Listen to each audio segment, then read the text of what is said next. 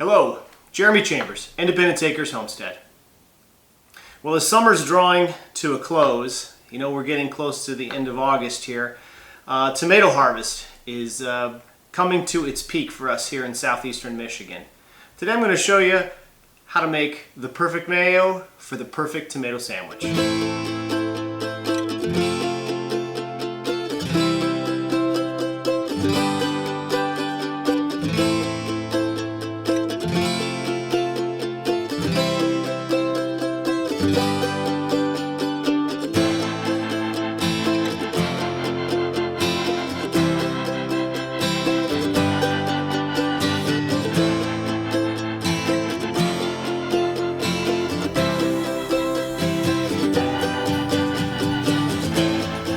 So as we're coming to the peak of tomato harvest season here in southeast Michigan, there's just nothing like a good tomato sandwich.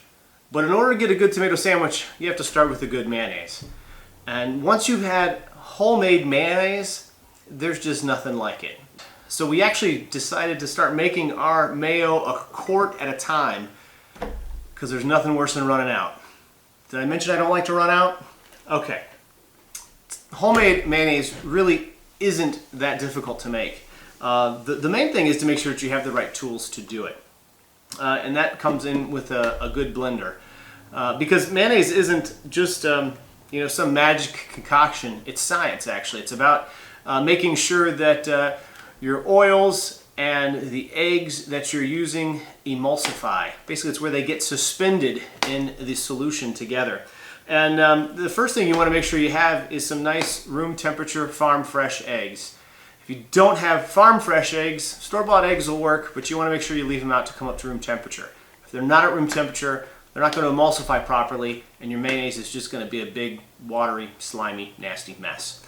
All right, so first is 2 eggs, right? We've got those right here. The next that's going to make the biggest body of your mayonnaise is olive oil. We just use a nice olive oil that we buy at a big box store.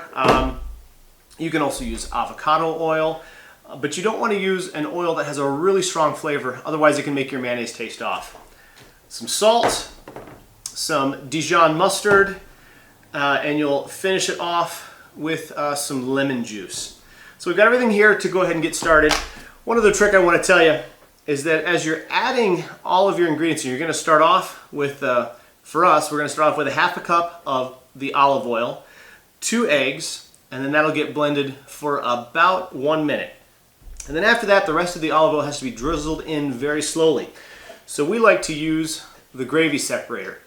The reason why is because we're always going to be pouring out of this spout here, and no matter how far you tip it, only a certain amount is going to come out of this spout. So it's going to give you a consistent drizzle of the olive oil coming into the blender.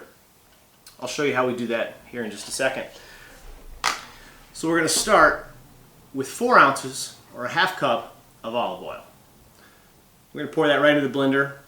It doesn't have to be a perfect 4 ounces, but pretty close. We've got a 4-inch mark here on our blender, or 4-ounce mark on our blender here. So we're going to go ahead and fill that up.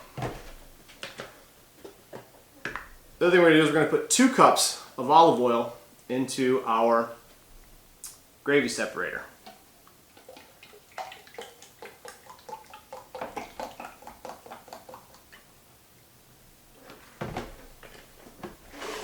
All right, next step.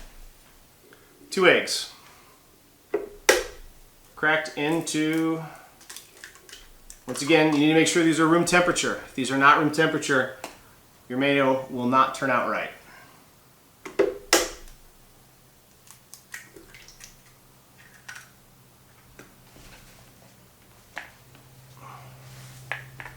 All right, once you got your 2 eggs, your mayo in there, we're also going to take about a teaspoon of Dijon mustard.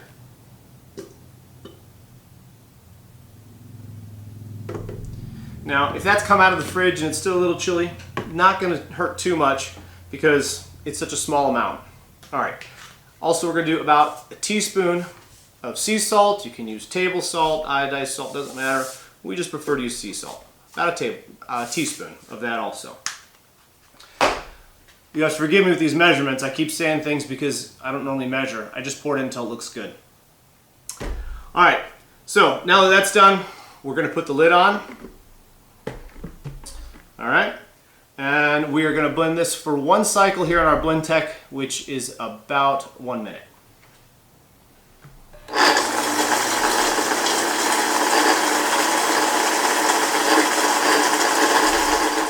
All right, now that's blended for 1 minute, it's time to start drizzling in our olive oil. Now, to get the gravy separator going, you gotta kind of give it a quick flick of the wrist. But we're gonna go ahead and turn this on before we start drizzling. And you wanna make sure you get this drizzle to go in nice and slow. If you go too fast, you're gonna screw up the mayo, and it's gonna end up just being a yellow, creamy, soup-like mix that's really good for nothing. So here we go. We're gonna turn it on and start to pour.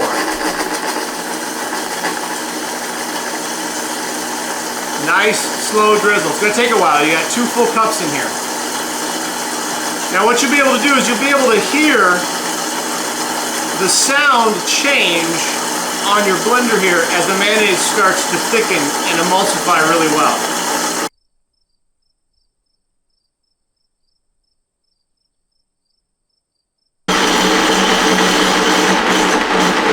Just about done.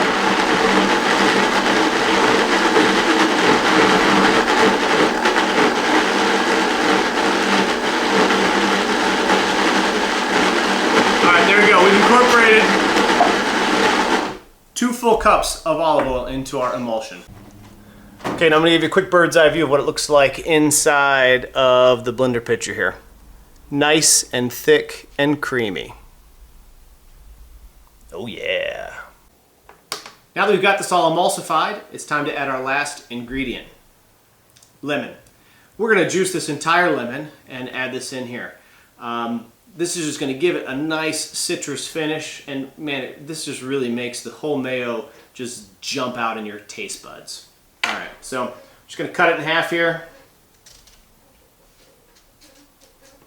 and use our citrus press. Great thing about the citrus press, keeps the seeds out, gets a lot of that juice out.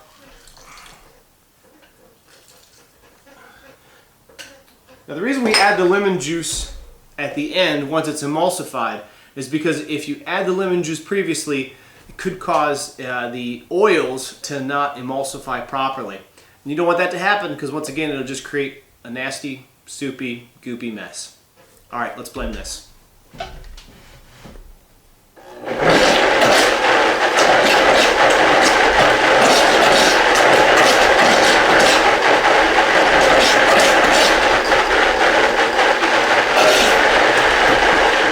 Now you see I did use my spatula a little bit to scrape the sides out as I was going because this stuff is just so thick that it won't blend unless you kind of give it a little bit of a nudge. So that's it. Mayonnaise is done. Time to get it in the jar. Time to make a tomato sandwich. Really happy. My boys went down to the soup shop / bakery down the street here and they picked up some fresh bread. And then the tomato I'm going to be using today is Brandywine Pink. We got these seeds for these tomatoes from in my garden. This thing's weighing just a little over a pound. I'm only going to need 1 slice on this sandwich in order to have a good tomato sandwich. Now I like liberal mayo. I'm not sure if you're a liberal mayo kind of person or not. Ooh, hey, would you bring me the black pepper, please? I forgot the black pepper. Got to have fresh black pepper on a tomato sandwich. Thank you, darling. All right, now I'm going to go straight to the middle of this thing because I want to have one nice thick slice. Oh yeah, look at that. Fresh black pepper. Look at this. Oh yeah, doesn't that look tasty? Look at my special rabbit plate. Truth is in the tasting, right? Here we go. Man.